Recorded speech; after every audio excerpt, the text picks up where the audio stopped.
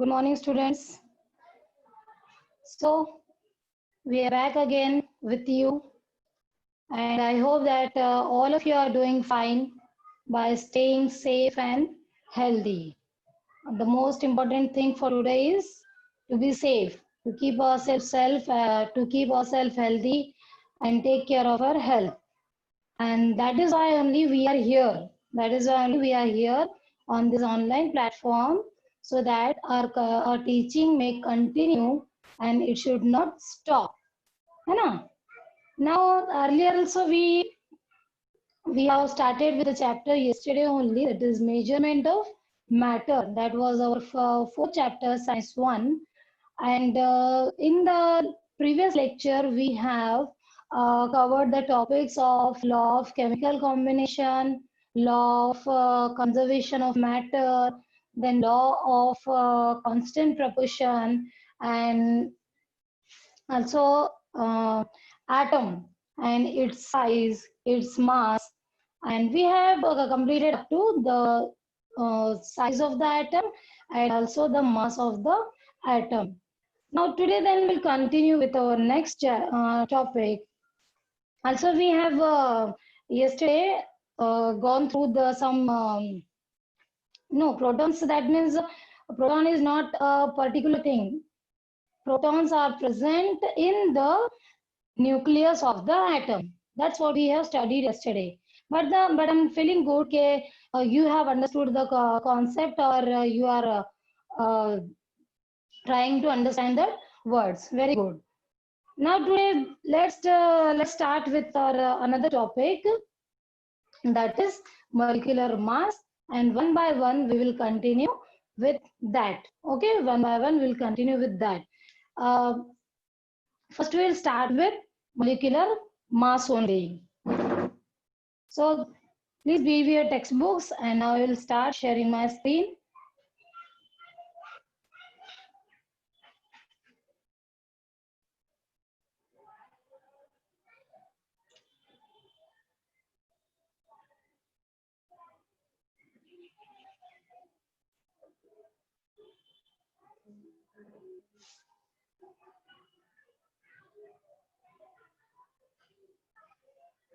Okay, now the first topic that we will be starting is also I have written on the board also. Okay, what is the also I have written earlier on the board, that is molecular mass, and after that I wrote okay, we will be studying today the mole also.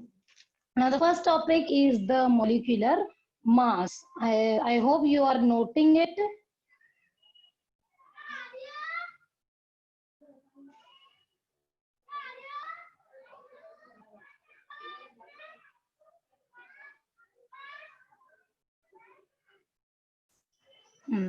Now what is the molecular mass? The molecular mass of a substance is the sum of atomic masses expressed in grams. The molecular mass is a substance. It is a substance only. And what it is actually, it is a sum. It is the total. Sum means total of atomic masses expressed in grams. Again, I am revising you. Again, I am reading it again. The molecular mass of a substance is the sum of atomic masses expressed in grams. For example, let us take the substance water. Let us take the substance water. We know that water, it has two atoms of hydrogen and one atom of oxygen. So what is molecular mass then? If we will calculate the molecular mass of hydrogen, if we will calculate the mass of hydrogen, it would be like, okay, the atomic, we must be knowing the atomic masses of all the substances which we may be learning. We should know the atomic mass of hydrogen. We should also know that how many atoms are have taken part in the reaction. So if you'll go through this slide or this page, you might be getting confused. But no worry for getting confused there. We can solve it very easily. Okay, actually this is the formula that how to calculate the molecular mass. When you'll go through, you will feel okay, molecular mass is equal to the sum of the atomic masses. The first line is easy for understanding, but the second one, it is little bit confusing. Okay, molecular mass of H2O is equal to atomic mass of hydrogen into 2 plus atomic mass of oxygen into 1. So don't get confused. Here is another simple way that you can understand the molecular mass of any compound, of any substance. Take the example of molecular mass of H2SO4.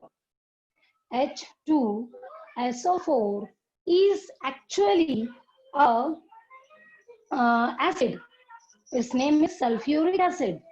Its name is sulfuric acid, and the chemical formula for sulfuric acid is H2SO4.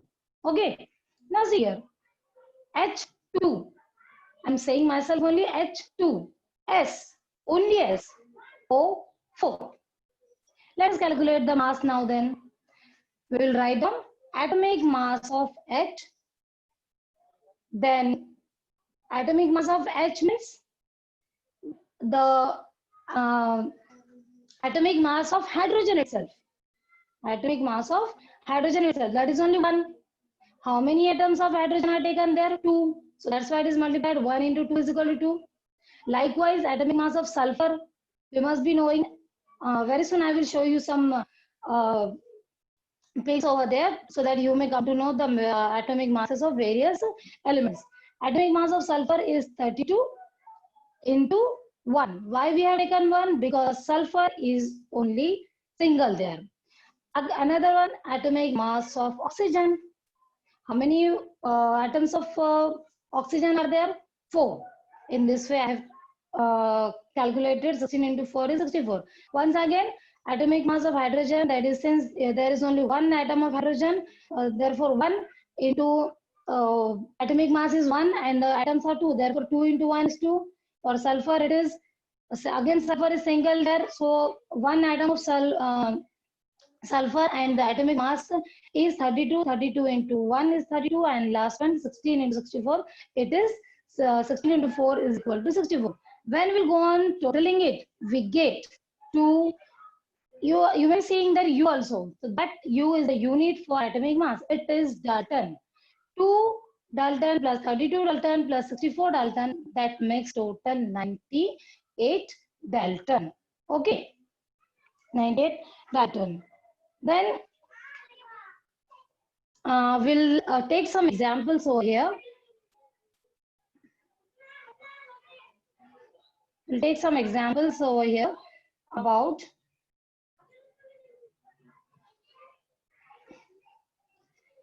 how to calculate the molecular mass. If you go in your textbook, that is on page number 51, there are some compounds given there: NaCl, MgCl, then MgCl2, KNO3, H2O2, AlCl3, likewise. And these are the molecular formula. These are the molecular formula. And we can calculate their atomic masses. One more thing is given there: atomic mass of different element: hydrogen 1, oxygen 16, nitrogen 14, carbon 12. So I will show how to calculate the molecular mass of some compounds over there. Molecular mass of NaCl. NaCl is what? It is sodium chloride. Okay, NaCl, Na, sodium, Cl is chloride. Now let us take NaCl. First of all, we'll write down atomic mass of Na equals to, like this. We must know the atomic number of sodium. Atomic number of sodium, atomic. So for Na it is 23 and we have only one atom of sodium in this. So I'll write 23 into 1 is equal to 23. Next is the atomic mass of chlorine. Again, you can find only one atom of chlorine here. So that is 35.5 into 1. The atomic weight of chlorine is 35 into 1. So it will come up to 35.5 multiplied by 1. It is equal to 35.5 only. Now we will club this. 23 unit Dalton plus 35.5 Dalton.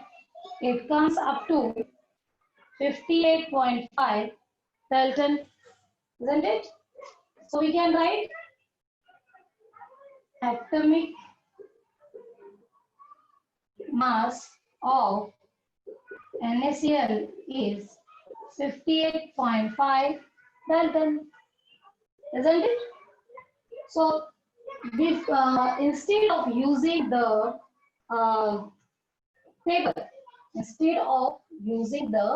table, we can calculate it easily. So again, I will show one more example.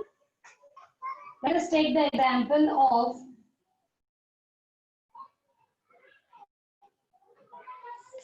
another compound, molecular mass of KNO3. Molecular mass of KNO3. K is potassium, K for potassium, and NO3 is nitrate. This is potassium nitrate. Okay. Let us calculate. Now we'll take one by one. We will take everything one by one. Start writing atomic mass of first K, potassium. Then we'll write down atomic mass of nitrogen, that is N. Then atomic mass of oxygen. Okay. Now since there is only one atom of potassium there, so we must know the weight of potassium. So it is 39, and we are having only one atom. So that is 39 into 1 equals to 39. Nitrogen is 14. So 14 into 1 is equal to 14. Oxygen is 16. But it has 3 atoms. So 16 into 3. 16 threes are 48. 16 threes are 48. We'll add this. We'll add all these 3. That is 39 Dalton plus 14 Dalton plus 48 Dalton. So in this way we can say at the molecular mass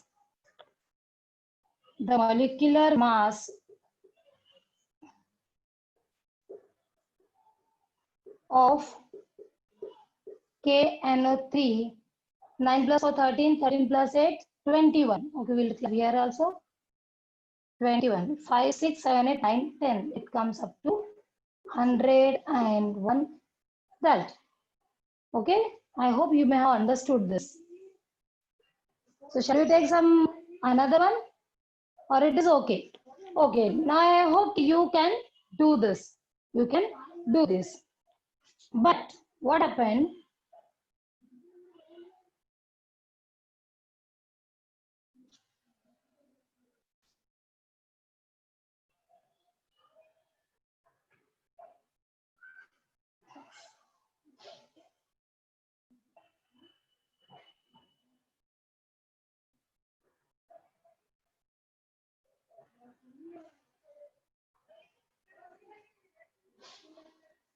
It became very inconvenient for the scientist to do like this, to calculate like this. Molecular was now up to this time, molecular mass was discovered, chemical symbols were discovered, atomic masses were discovered, but still there were some problems. So scientists came to up a new idea they discovered one new word, that they coined one new word that was called as the mole. You can see the definition of the mole. Okay, when elements take part in chemical reaction, so it is the atoms that react together, and therefore it is necessary to know the numbers of their atoms and molecules. It was earlier, but while carrying a chemical reaction, it was convenient to measure out quantities. While carrying out the chemical reaction, it was a little bit convenient to carry out the quantities that can be handled instead of counting numbers. Like just now I took the numbers at 14, 13, and whatever it may be. So scientists challenge one new concept there, that is the mole. What is the mole? A mole of a compound is the mass of that substance in gram. A mole is a compound that is, it is the mass of that substance in grams, which is equal in magnitude also. Magnitude means what? Its greatness or its largeness to its molecular mass. So 1 mole of a compound is the mass of that substance in grams equal in magnitude to its molecular mass. Hope you may have understood this. Now let us see what is 1 mole. They gave us exact value of 1 mole. Exact or tentative also you can say. 1 mole is equal to 6.022 into 10 to the power of 23. What is the value for 1 mole? 1 mole is equal to 6.022 into 10 to the power of 23. This question can be asked you in MCQs also. 1 mole is equal to 4 options will be there, and they may write, we may ask you about anything we want, and we put one value exactly equal to 6.00022 into 10 to the power of 23. And in this way, you'll come to know. So, but actually, this 1 mole, it is also called as Avogadro's number. It is also called as Avogadro's number. Why they should have called it? Because Avogadro's is also a scientist, and he had done a pioneering work, an excellent job, a good job in the field of chemistry, and he has worked on this concept for properly deducing out the value of 1 mole.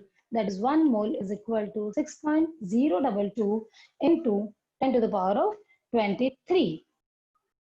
Now, if, for example, a mole of water, that is 18 gram. If we have 18 gram of water, that means it is equal to 1 mole. You take anything. If you take 66 gram of carbon dioxide, 66 gram of carbon dioxide, it will be equal to 1 mole. Likewise, I have written here, 1 gram is 18 gram is equal to 1 mole. And what is the value of 1 mole? It is 6.022 into 10 to the power of 23. I hope you may have understood it. Now the next topic, it is valency. It is valency.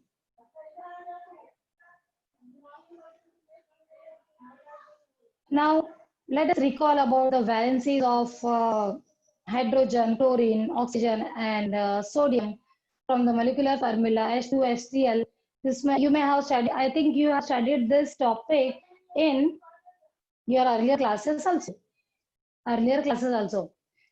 Let us start with initially the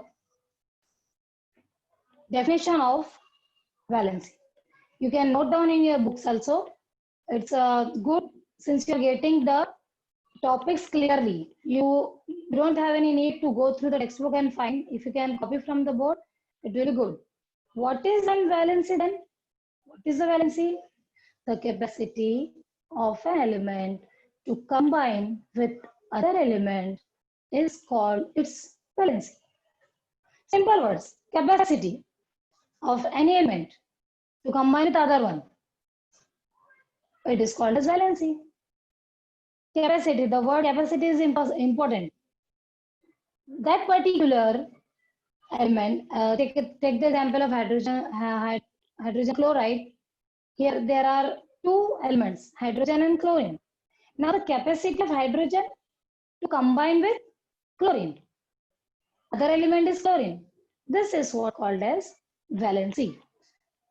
Let us take one example of, again, this is a very familiar example, that is NaCl. NaCl is our common salt which we use in our house for our daily, in our daily meals. In our daily meals, that means in our food. NaCl. How NaCl is formed? How NaCl is formed? How NaCl is formed means how the sodium chloride is formed. Na for sodium, Cl for chlorine. Okay, Na for sodium and Cl for chlorine. What happened here? Actually, it is a number of chemical bonds formed by one atom of that element with other. For this also, the scientists have worked a lot in their in the 18th and 19th century for when they were preparing about the laws of chemical combination. And at that time also they found out valencies of elements. But in 20th century, the relationship of valence of an element was determined with the help of electronic configuration. Now the picture which I am showing you here, it is about sodium and chlorine. And here the electrons of sodium and electrons of chlorine are revolving around a orbit. In sodium, we can see there are, in first orbit, there are two electrons. In the second orbit, you can see there, how many electrons? 8 electrons. I hope you can see there are 8 electrons. And in the last one, it has only 1 electron. Okay. Likewise, in chlorine, there are 3 orbits. There are 3 orbits. In sodium, in the third orbit, there is only 1 electron. Let's see about chlorine. In chlorine, the initial orbit is having 2 electrons. The other orbit is having 8 electrons, but if you'll observe carefully, there is one line shown there. Okay, the electron of sodium is coming to chlorine, and then it becomes 8. Initially, it are 7 only.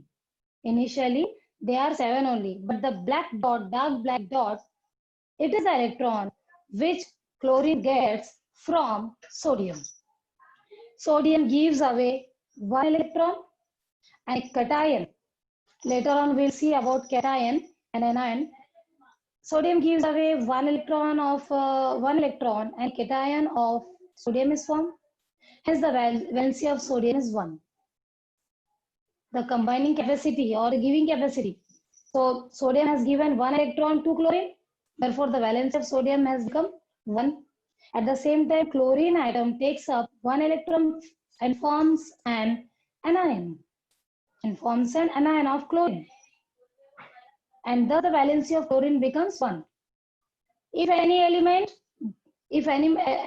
gives 1 electron, or if any other one takes 1 electron or 2 electron, then the valency will be that number. If it gives 2 electron, the valency of that number will that element will be 2, and likewise 1, 2. After the give and take of electron is over, the electronic configuration of both the resulting ion has a complete octet. Yes. If you observe the second orbit of sodium, it is 8, and if you observe the third orbit of chlorine, it will also become 8. Thus, the octet is completed. Why it is said as octet? Because it is the number 8. Due to attraction between the unit but opposite charges on the two ions, a chemical bond is formed. Now, sodium, it has positive charge, and the chlorine, it has negative charge. And due to this opposite charges, and chemical bond is formed, and hence a compound NaCl is formed. Hence the compound NaCl is formed. Cl, sodium cation, it is having a positive charge. Chlorine, anion, it is having a negative charge. And since both of them are having opposite charges, the one new compound is formed or an ionic compound is formed. That is the sodium chloride, which you can see in it. Okay, I hope you may have understood this. Again, we'll describe the detail this one. We can say this definition of valency. The number of electrons that an atom of an element gives away or takes up while forming an ionic bond, it is also called as valency of that elements. Now earlier I told you I have used two words, cations. Yeah, now sodium was having a positive cation. Sodium was having a positive charge. So positive charge means cation. So the positively charged ions are called as cations. You can note down this. Since it is this year it is excluded from the syllabus, but from my point of view it was an important definition, so that's why I have given this.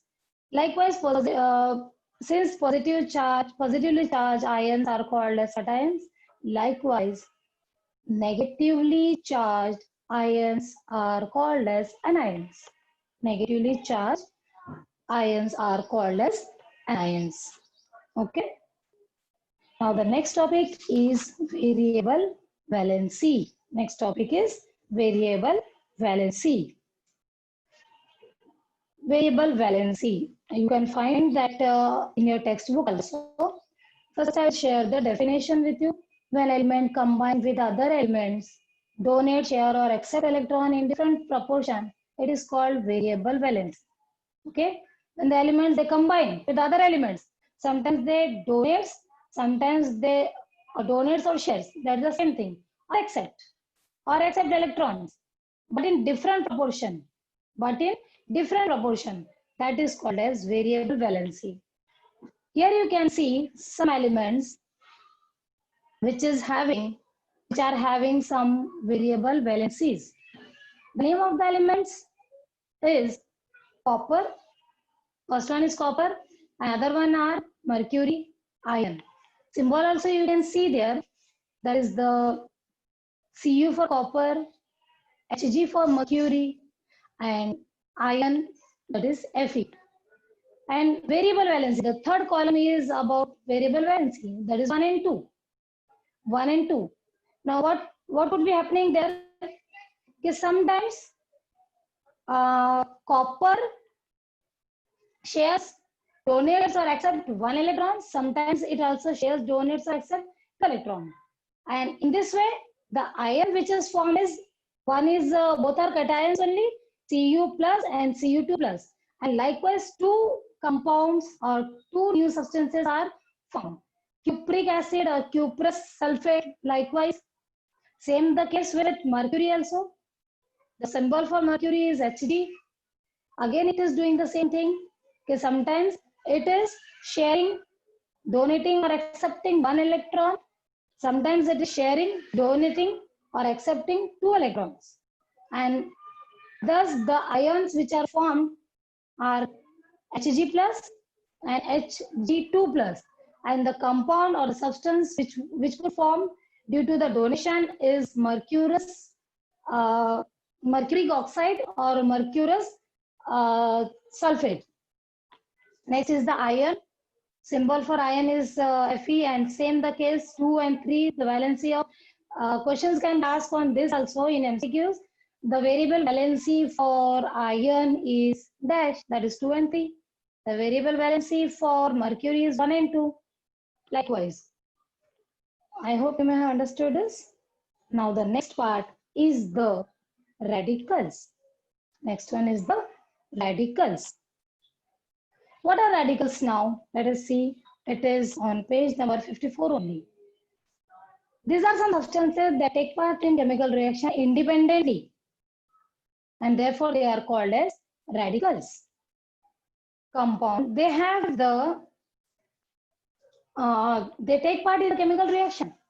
They take part in the chemical reaction, but independently. And hence they are called as radicals. Now we have known that the compounds with ionic bond, like the compound that was earlier we have seen was sodium chloride. It is formed with ionic bonds, positive and negative, cations and anions, but the compound does not show any charge. It is simply written NaCl. Okay.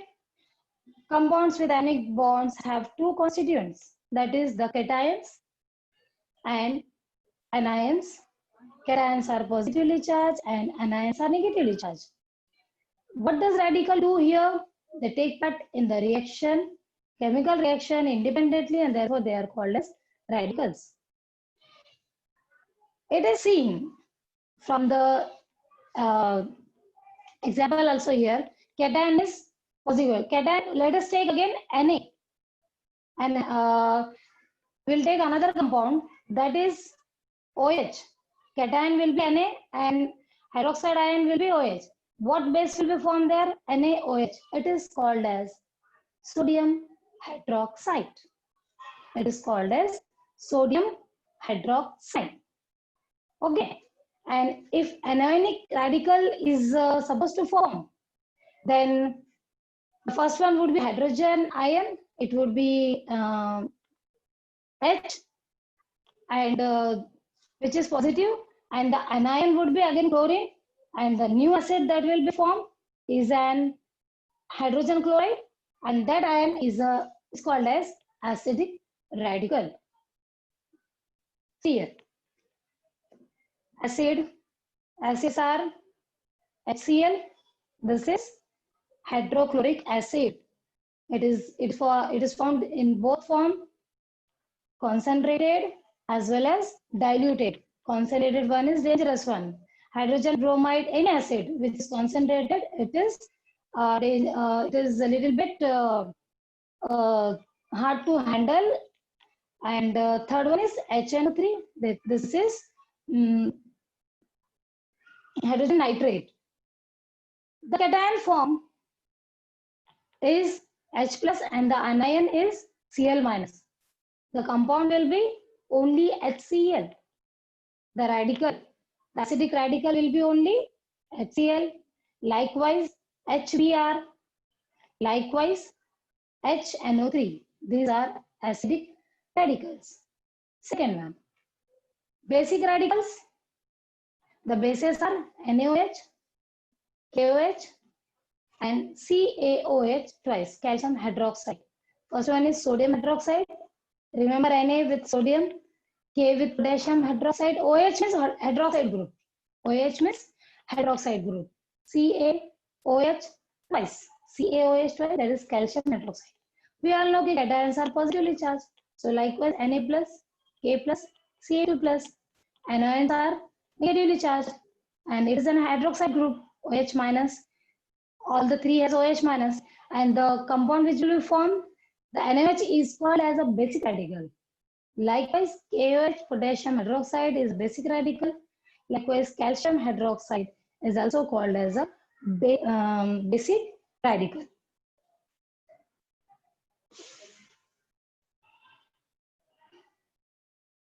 Therefore, the anionic radicals are called anionic radical. The difference in the composition of various acids become clear by the acidic radicals in them. Now, the last topic in this chapter is chemical formulas of compounds. Chemical formula of compound. Let us see how the chemical formula of compound are formed. The characteristics of a compound formed by ionic bond is that its molecule has two parts. These are cations and anions. Cations and anions. The force of attraction between them constitutes the ionic bond. One is having positive charge, another one is having negative charge, and both the opposite charges, they make them to form a compound that is an ionic compound. The force of attraction between constitutes them in an ionic bond. The name of an ionic bond has two words. The name of ionic bonds has two words. The first word is the name of the cation. Always, whenever you will write the chemical reactions, also in chemical reactions also, the first name will be the name of the cation, and second would be the name of the cation. Second would be the name of anion. Here, magnesium is a cation, sulfate is an anion, and the chemical formula for this is MgSO4.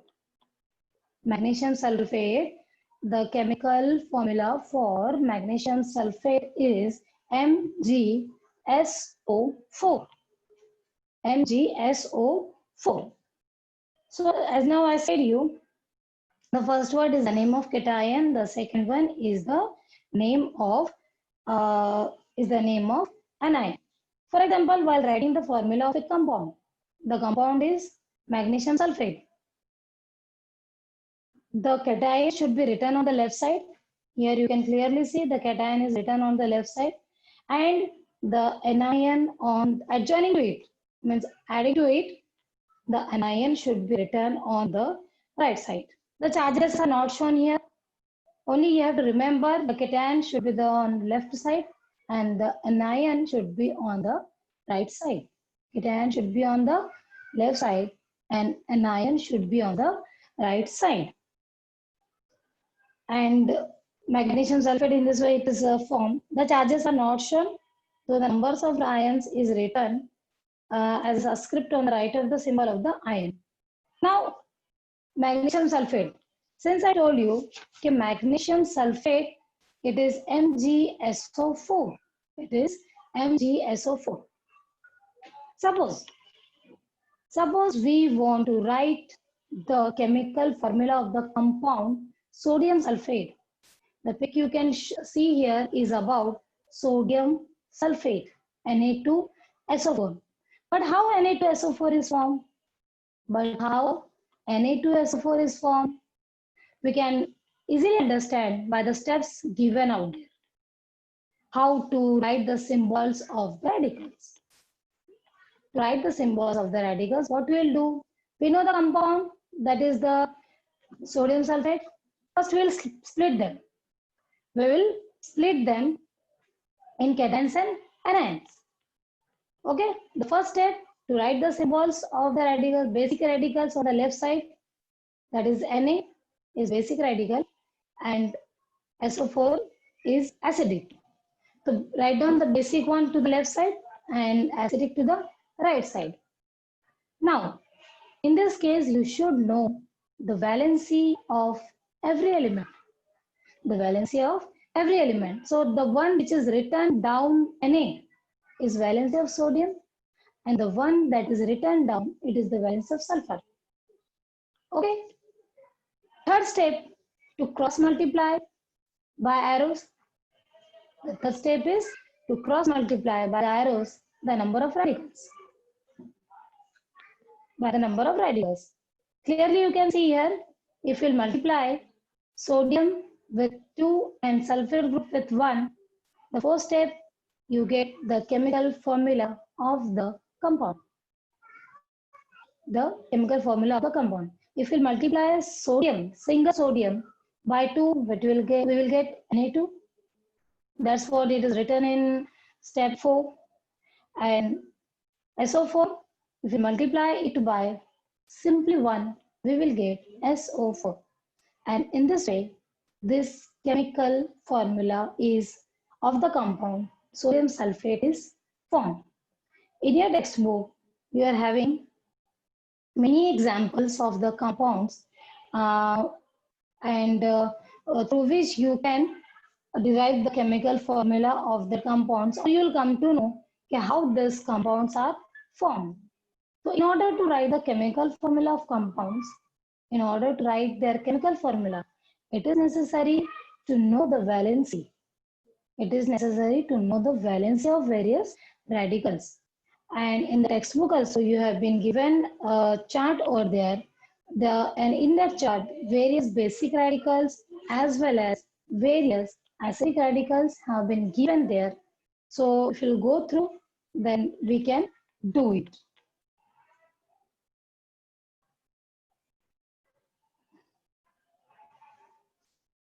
Okay, in this way, we have come up to here.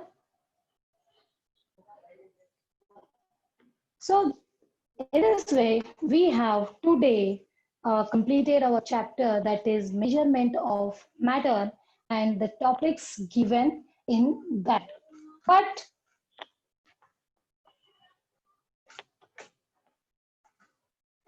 before ending the topic, we must go through some exercise also, which is given in your textbooks, which is always given in your textbook. So now please note down some question answers which we have, which you can come to, which you can solve with the help of the topics taught today. Very easy, I will give you evaluation questions like write write the names of. Please note down, students. Positive radicals,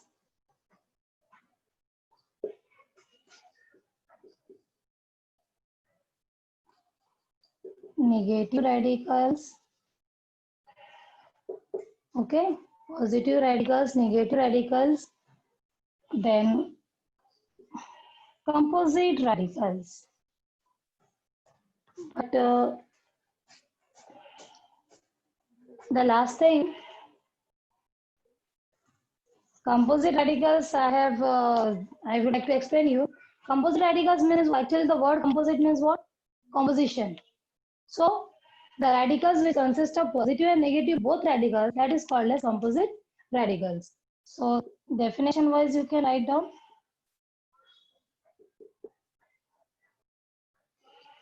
Composite radicals. Second question, which is an important one, and I hope you may be enjoying doing this. The second one you would be enjoying doing this. Okay. Write the names of compound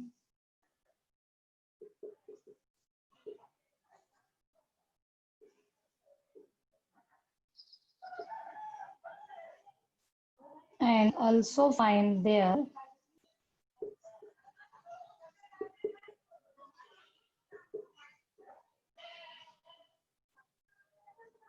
molecular mass. The first one is Na2SO4. Second is K2CO3, potassium dichromate, and carbon dioxide. Likewise, the basic radical, that is NaOH. Please note down in your books and try to write down so that you will get a recapitulation. Okay. Now I think it would be little bit visible to you. Is it visible to you now?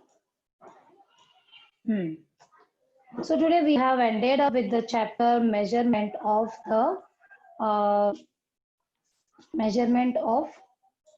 just a minute.